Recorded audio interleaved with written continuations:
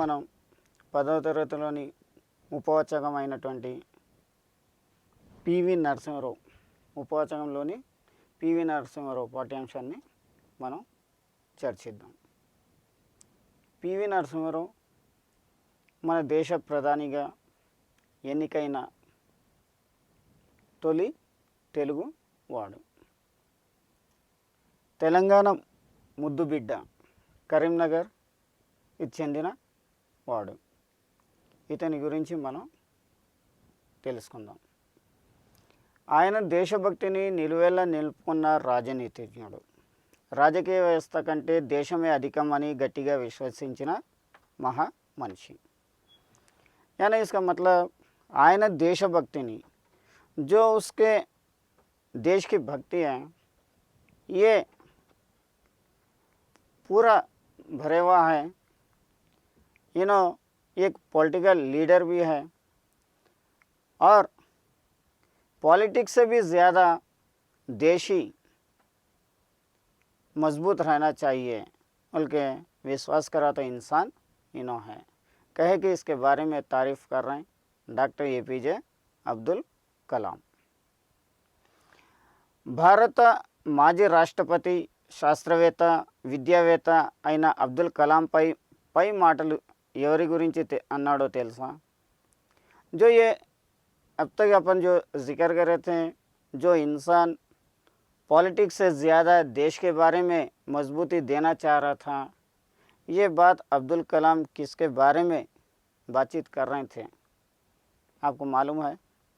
మన తెలుగువాడు మొదటిసారి దక్షిణాది నుండి దేశ ప్రధానిగా ఎన్నిక కాబడిన వాడు.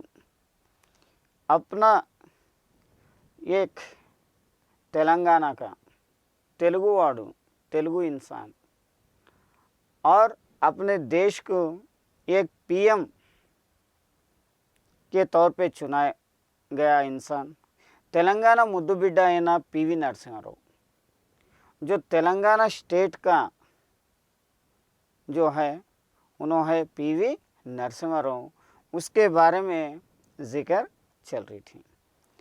తెలంగాణ ఖ్యాతిని ఖండాంతరాలుగా చాటిన మహామేధావి పివి నరసింహారావు. जो तेलंगाना की खूबियाँ, तेलंगाना में क्या क्या है क्या नहीं है, इससे क्या फ़ायदा है, यहाँ पे क्या चीज़ें मिल रही हैं क्या नहीं है, यहाँ के लोगों का तौर तरीक़ा क्या है, सब ये पूरे दुनिया भर में मालूम करा तो इंसान పివి నరసింహారావు. ఆయన पूर्ति पेरू पामुलपर्ति वेंकट नरसिम्हाराव. उसका पूरा नाम है पामुलपर्ति वेंकट नरसिम्हाराव. ఆయన बहुभाषा कोविदुडु. बहुभाषा यानी ज़्यादा लैंग्वेजेस, उनको लैंग्वेजेस ज़्यादा मालूम है. ఆయన बहुभाषा कोविदुडु. रचयिता यानी कुछ कहानियाँ लिखने वाला. कवि यानी पोएट. साहित्यवेता यानी साहित्य, हिंदी साहित्य या तेलुगु साहित्य उसके बारे में जानकारी मालूम है तो वाला. वक्ता, वक्ता वो तो स्पीच देने वाला. न्यायशास्त्र कोविदुडु यानी लॉ में भी अच्छी पहुँच है. राजनीतिज्ञुडु यानी अच्छा पॉलिटिकल लीडर. परिपालना दक्षुडु यानी दुनिया को किस तरीके से चलाते हुए लेके जाना है ये भी उसको अच्छी तरीके से मालूम है. अन्निटिकी मिंची प्रजा सेवा परायणुडु. इसके अलावा पब्लिक को लेके चलने में इसकी मदद भी बहुत अच्छी है. बहुमुखा प्रतिभा संपन्नुडु यानी हर एक में भी बिना हिचकिचा के उन्होंने काम करने के लिए भी आगे बढ़ने में पहले हैं. శాసన సభ్యుడిగా, రాష్ట్ర విద్యా మంత్రిగా, ముఖ్యమంత్రిగా, ప్రణాళిక సంఘ ఉపాధ్యక్షుడిగా, కేంద్ర విదేశాంగ శాఖ మంత్రిగా, మానవ వనరుల అభివృద్ధి శాఖ మంత్రిగా, ప్రధానమంత్రిగా దేశాన్ని ప్రగతి పదం వైపు నడిపించిన ధీశాలి పివి నరసింహారావు. क्या है? शासन सभ्युडिगा यानी MLA के ऐसा एमएलए से जीत के राष्ट्रीय विद्या मंत्रीगा स्टेट एजुकेशनल मिनिस्टर, मुख्यमंत्रीगा प्राइम मिनिस्टर, प्रणाళిక मुख्यमंत्रीगा चीफ मिनिस्टर, प्रणाళిక संघ उपाध्यक्षुడిగా यानी प्लानिंग कमीशन में रहते हुए, केंद्र विदेशांग शाखा मंत्रीगा फार्मर मिनिस्टर, मानव वनरुల अभिवृद्धि शाखा मंत्रीगा यानी डेवलपमेंट में भी डेवलपमेंट मिनिस्टर का ऐसा, प्रधानमंत्रीगा और प्राइम मिनिस्टर देशाన్ని प्रगति पदम వైపు నడిపించిన इस तरीके से इतने ओहदे लेते हुए देश को आगे बढ़ाने में जो मेहनत करे वही है पीवी नरसिंहराव। ఆయన జీవిత విషయాలను తెలుసుకుందాం, उसकी ज़िंदगी के बारे में अपन मालूमात कर लेंगे। अब उनकी ज़िंदगी के बारे में अपन थोड़ी जानकारी ले लेंगे। వరంగల్ రూరల్ జిల్లా నర్సంపేట మండలం లక్కెపల్లి గ్రామంలో 28 జూన్ 1921న సీతారామారావు రుక్మాబాయమ్మ పుణ్య దంపతులకు పివి నరసింహారావు జన్మించాడు। वरंगल रूरल में नरसमपेटा मंडल लक्केपल्ली बोल के एक छोटा सा गांव है, वहाँ पे 28 जून 1921 में पैदा हुए। इनके माता पिता का नाम है सीता रामाराव और रुक्माबायम्మ। కొన్ని ప్రత్యేక పరిస్థితులలో వరంగల్ అర్బన్ జిల్లా భీమదేవరపల్లి మండలం వంగర గ్రామానికి చెందిన పాలమూర్తి రంగారావు రత్నబాయిలు పీవీని దత్తత తీసుకున్నారు। कुछ परेशानियों की वजह से या कुछ मजबूरियों की वजह से वरंगल अर्बन में रहने वाले भीमदेवरपल्ली मंडल के वंगरा गांव में रहने वाले पालामूर्ति रंगाराव और रत्नाबाई, इन लोग क्या है इसे दत्तता यानी गोद ले लिए, पीवी नरसिंहाराव को गोद लिया। 1924లో బాసరా జ్ఞాన సరస్వతి సన్నిధిలో తల్లిదండ్రులు అతనికి అక్షరాభ్యాసం చేయించారు। 1924 में बासरा जो गांव है वहाँ पे ज्ञान सरस्वती मंदिर में लेके जाके वहाँ पे उनको पढ़ाई की शुरुआत कराए। వంగర ప్రభుత్వ పాఠశాలలో ఓనమాలు దిద్దాడు। वंगरा में जो गवर्नमेंट स्कूल है वहाँ पे पढ़ाई की शुरुआत ఓనమాలు यानी अल्फ़ाबेट्स वो ये सीखना शुरू हुआ। అటు తర్వాత వేలేరు హుజూరాబాద్లలో విద్యాభ్యాసం కొనసాగింది। उसके बाद यानी वंगरा के बाद उनकी पढ़ाई वेलेरू हुजूराबाद में इनकी पढ़ाई स्टार्ट हुई। 7వ తరగతి నుండి 10వ తరగతి వరకు హన్మకొండ ప్రభుత్వ ఉన్నత పాఠశాలలో చదివాడు। 7th क्लास से लेके 10th क्लास तक हन्मकोंडा गवर्नमेंट स्कूल में इनकी पढ़ाई चली। 1936లో మెట్రిక్ పరీక్ష ప్రథమ శ్రేణిలో ఉత్తీర్ణుడై బంగారు పతకం సాధించాడు। 1936 में 10th क्लास में फर्स्ट डिवीज़न में पास होके उन्होंने एक गोल्ड मेडल हासिल करे। చిన్నప్పుడు గణితం విజ్ఞాన శాస్త్రం అంటే ఎక్కువ ఇష్టపడేవాడు। बचपन से मैथ्स और फिजिक्स इसके ऊपर ज़्यादा इंटरेस्टेड था। చదువులోనే కాదు ఆటలలో కూడా ఆరి తేరిన వాడే। पढ़ाई में नहीं गेम्स में भी बहुत सारे इंटरेस्टेड इनको थे। फुटबॉल टेनिस क्रीडలను బాగా ఆడేవాడు। टेनिस और फुटबॉल ये 2 गेम्स ज़्यादा खेलते थे। భాషా సాహిత్యం సంగీతం చిత్రలేఖనం వంటి విషయాలలో ఆసక్తి చూపేవాడు। क्या है लैंग्वेजेस में हो या कुछ कहानियाँ लिखने में हो ज़्यादा इंटरेस्टेड रहते थे। లలిత సంగీతం భజనలు కీర్తనలు చక్కగా పాడేవాడు। जो संगीत है, संगीत में हो दो, भजन हो दो, और जो पूजा पाठ के वक्त कीर्तना जो करते रहते हैं वो इन्हों ज़रा अच्छा गा लेते थे, पढ़ लेते थे.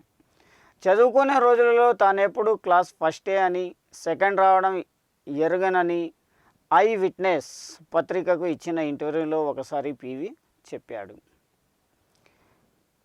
पढ़ाई के ज़माने में उन्होंने पढ़ते तो ज़माने में हमेशा उन्होंने फर्स्ट क्लास ही रहते थे, सेकंड क्लास उन्होंने कभी नहीं आए. ये बात आई विटनेस बल्कि एक न्यूज़पेपर इंटरव्यू में पीवी नरसिंहाराव इंटरव्यू में बोले थे. 1938లో నిజాం రాష్ట్ర వ్యతిరేక ఉద్యమంలో పాల్గొనడం చేత ఆయన రాష్ట్రంలో ఎక్కడ చదవకుండా ఆయనను కట్టడి చేశారు.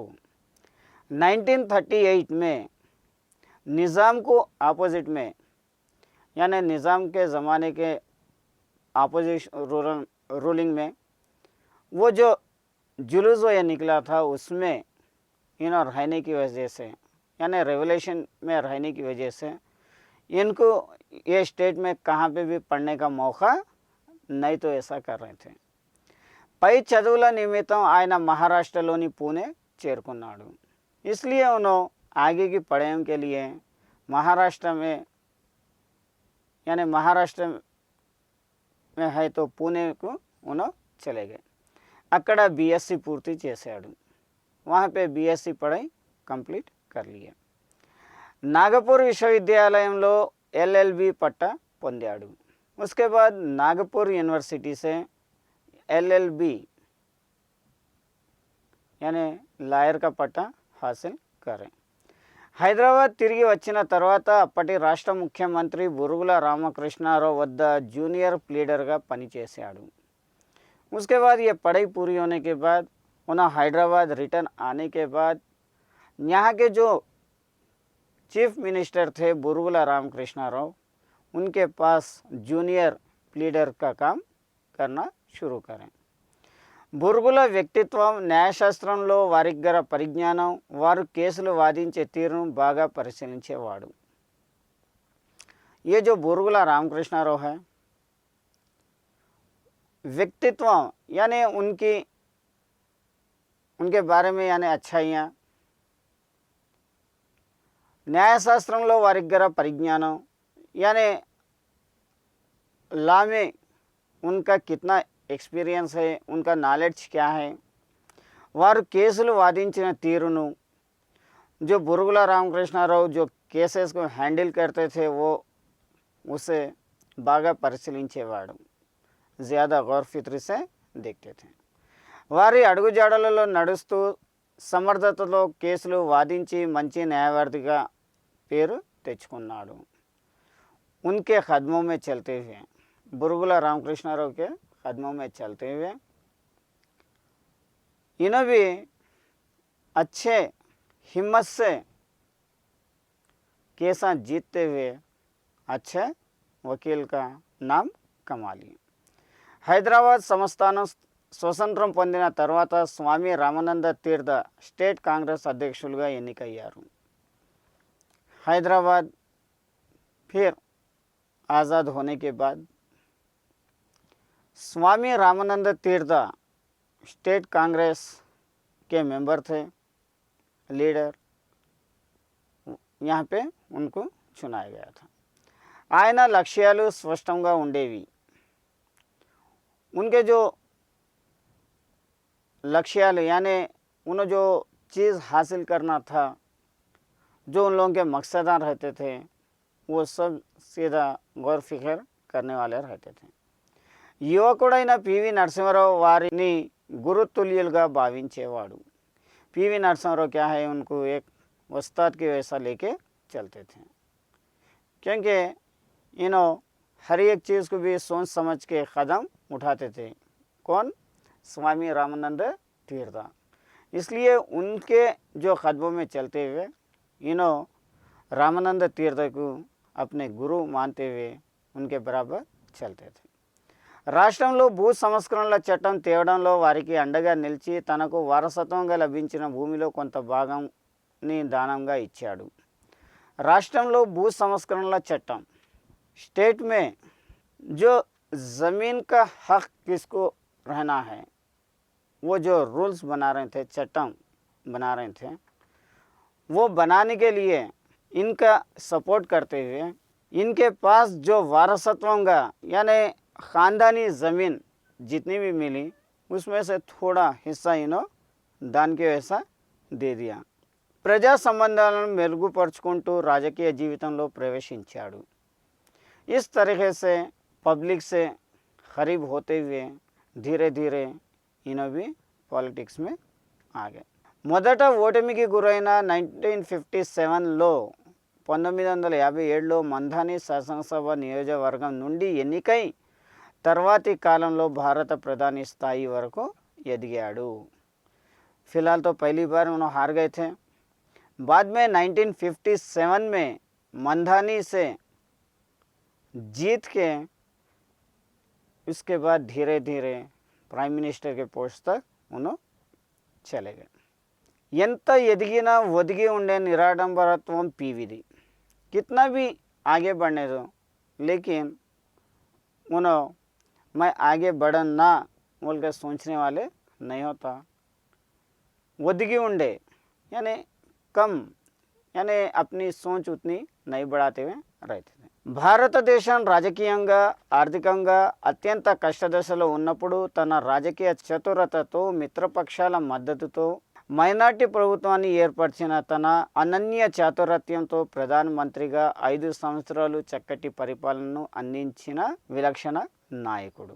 భారతదేశం రాజకీయంగా ఆర్థికంగా यानी पॉलिटिक्स जो अपना भारत पॉलिटिक्स से हों दो यानी तो फाइनेंस से हों दो बहुत परेशान था.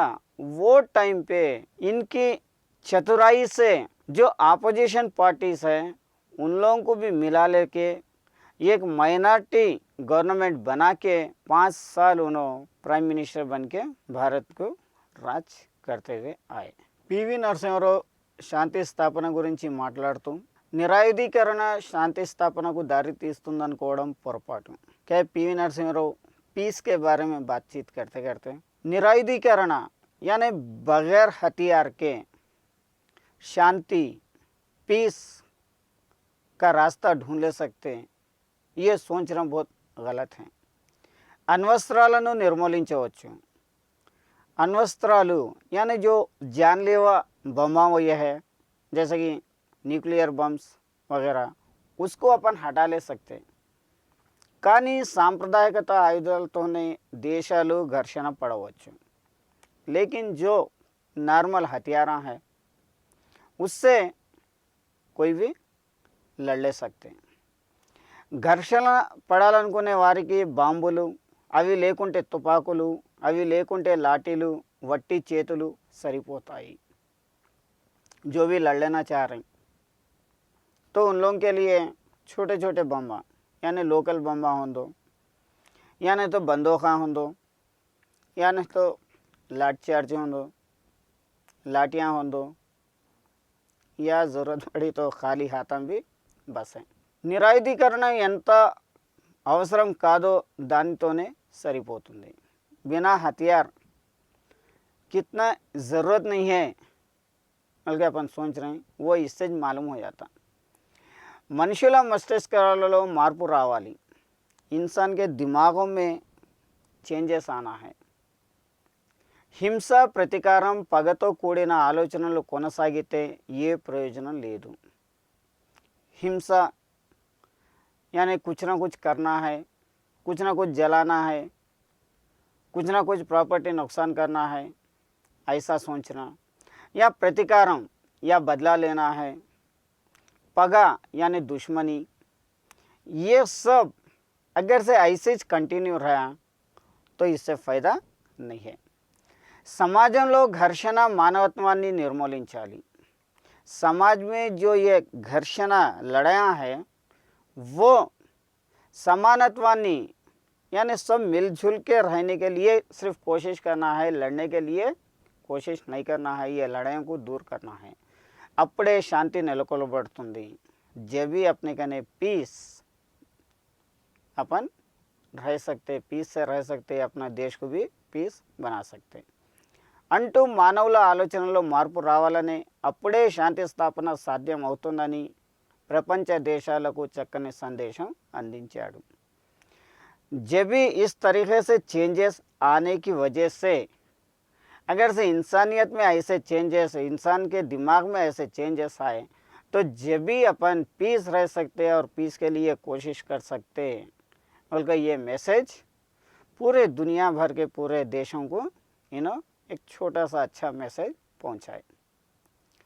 భారతీయ సంస్కృతి సంప్రదాయాలను గురించి, भारतीय का कल्चर, भारत देश का कल्चर और इनका रहन सहन के बारे में, भारतीय सांस्कृतिक सांप्रदायाలలో भारत के जो कल्चर और उनके रीति रिवाजों में, వారసత్వంలో यानी जो प्रॉपर्टीज डिस्ट्रीब्यूट करते उसके बारे में, సమాజంలో విచ్ఛిన్నకర శక్తుల విజయం సాధించకుండా అడ్డుకోగల శక్తి ఉన్నది। समाज में विच्छिन्नकर शक्तुलू यानी जो लोग लड़ने के लिए आते रहते, चुटपुट लड़ते रहते, करते रहते, उन लोगों को जीत हासिल नहीं तो ऐसा अपन ये चीज़ों से कर सकते हैं। आ शक्ति అలాగే కొనసాగాలని నేను కోరుతున్నాను। वो जो ताकत अपने में है, जो मिलजुल के रहने की ताकत अपने कने है, जो अपने कल्चर की ताकत अपने कने है, अगर से वो ताकत वैसे ही लेके अपन चलें तो अपन कभी भी हम तो आगे बढ़ सकते हैं అంటూ భావితరాల మన సంస్కృతిలో గల గొప్పతనాన్ని తెలియజెప్పిన గొప్ప దేశభక్తుడు పివి नरसिंह। इस तरीके से जो आने वाले युवा पीढ़ी को अपने कल्चर के बारे में मालूमात कराते इंसान पिवी नरसिंह।